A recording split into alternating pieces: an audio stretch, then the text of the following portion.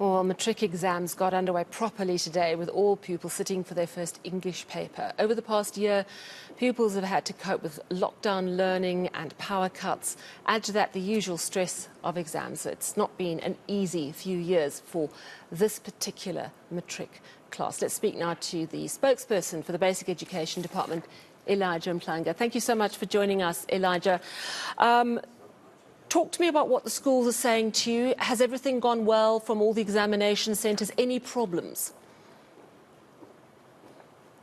Good afternoon, good evening, Sally. Yes, things went well today. We had been communicating with our colleagues in provinces who are indicating that things went well, and they are happy as well. They are relieved, actually, because there was a lot of anxiety going to these examinations, particularly because we have more people writing this year than last year, which means the system has had to be expanded somewhat, so it was challenged for capacity. But we rose to the challenge as a department, and we're delighted that the first day went smoothly. Am I right that it's something like 900,000 writers?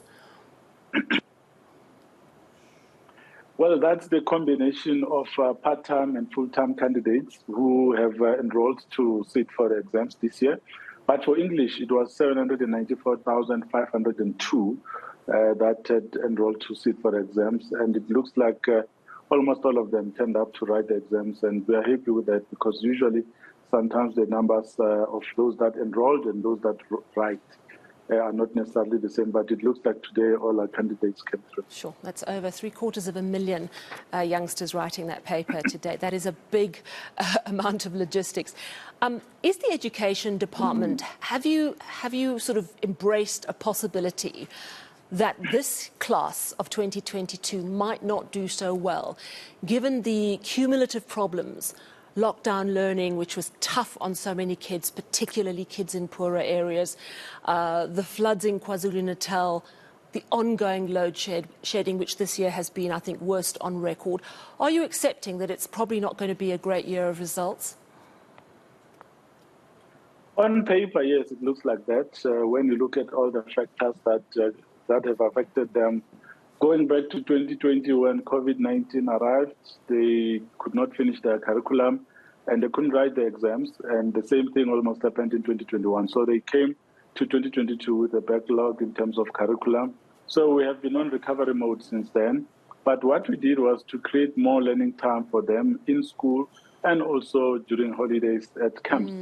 That helped us to recover all the set work for the year, and we gave them additional time for revision. So by around mid-August, many high schools had completed their curriculum, and since then it's been revision. So based on the work done, they could still surprise us, even though, we're expecting anything to happen, because there's the factor of mental health as well, because COVID went with some of our candidates' parents and guardians and relatives as well, and their teachers.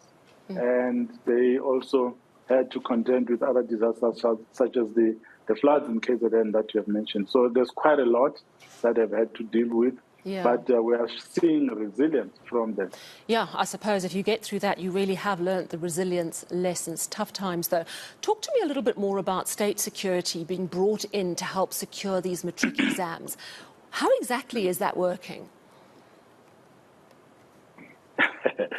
Sally, I'm going to tell you that they have been part of the security system in the past few years because we've encountered some challenges when it comes to the safety and security of our question papers in the different storage points, which need to comply to a whole range of security measures that we need to put in place to make sure that we protect the integrity, credibility, and image of the National Senior Certificate. So we've had to invite them.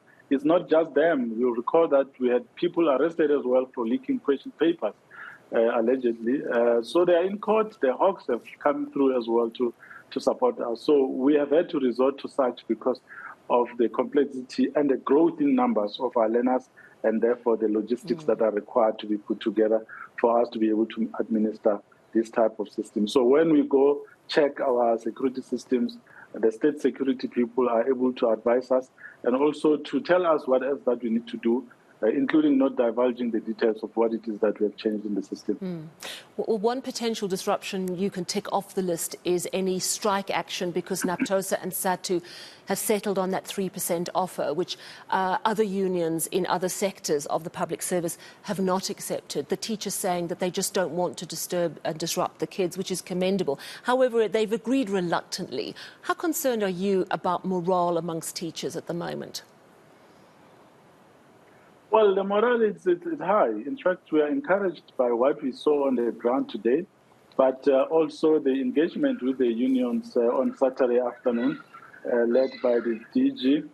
All 5 teacher unions in the sector have committed to working right through, accepting the tough conditions that we find ourselves in as a country, economically speaking, and all the other negotiations that are taking place. But they have said that we shouldn't worry, we should just carry on with the work. And of course, we saw confirmation of that with everyone turning out today to do the work, and they have committed to doing so until the 7th of December, when the exams come to an end.